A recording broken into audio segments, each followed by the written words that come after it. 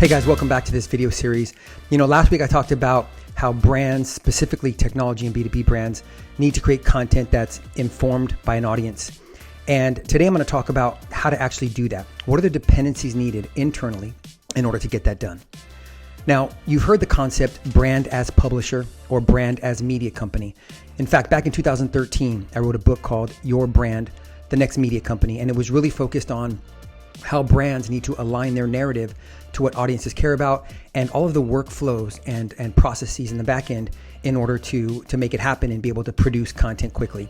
I'm going to talk a little bit about that today, but go a little bit deeper than just that. But before we jump in, I want to talk about 5 factors that have been forcing brands and technology companies to really move into this direction and adopt this publisher model for the last 5 to 7 years. Now, the first one is that there is a content and media surplus. There's no shortage of devices, media channels, notifications, text messages, all vying for our attention at the same time. There's also an attention deficit. Human attention span is low, and the variance between the content and our attention is only increasing by the day. Multitasking is a part of our culture. We all do it. We all have multiple devices.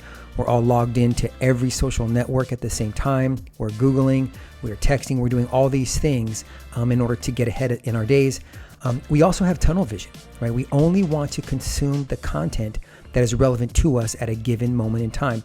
And it's almost a defense mechanism. Our brains do not have the capacity to take in all of this content and be able to make some sense of it. And then the last one is the fact that the buyer's journey is unpredictable. Now, if you combine all 5 of these factors, you can imagine how difficult it is for brands to reach their audiences with content that actually matters. And this is why brands are adopting the publisher model. Doing so allows them to respond to the demand of the audience and create real-time, agile content quickly and with precision. And in order to do this, brands must build an organization that fosters a creative, real-time, and data-driven team.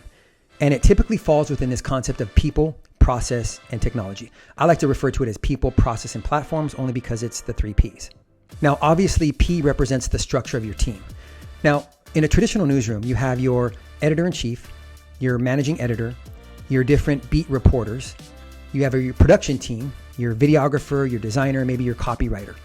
Now, you have to have similar roles within an organization or rely on an agency to augment the work that you're doing from a real-time standpoint. Now, there are 4 roles that are critical to this transformation. The first one being an analyst, right? Somebody who can mine the data, extract insights, and find white space. You also need a creative person, someone who doesn't need a creative brief in order to create cool stuff. You also need a content strategist, somebody who knows content marketing, SEO, someone who can write stellar ad copy and headlines that drive action.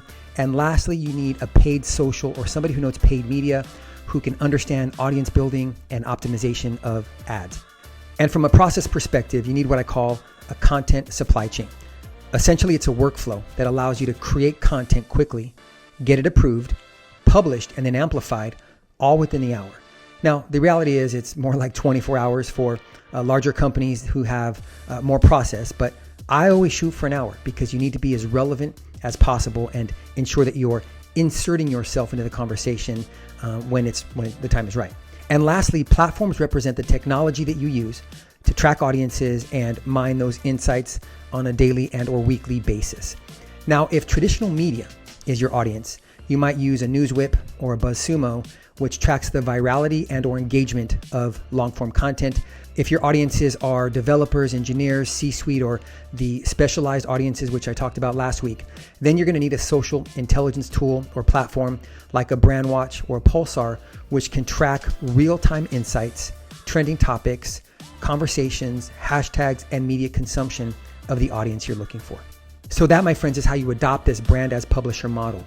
You create a content engine that enables you to find and track audiences that matter to your business. Actively listen to what keeps them up at night. What do they care about? What are they talking about? What are they sharing? Creating content that is aligned to your narrative but addresses that relevancy.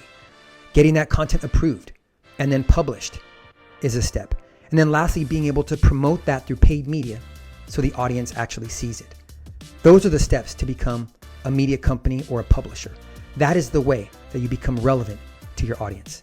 And that concludes our time together. Thank you again for just your support over the last 8 months. I've done 34, 35 videos, and the feedback has been phenomenal. I've had emails and friends tell me how valuable this content is.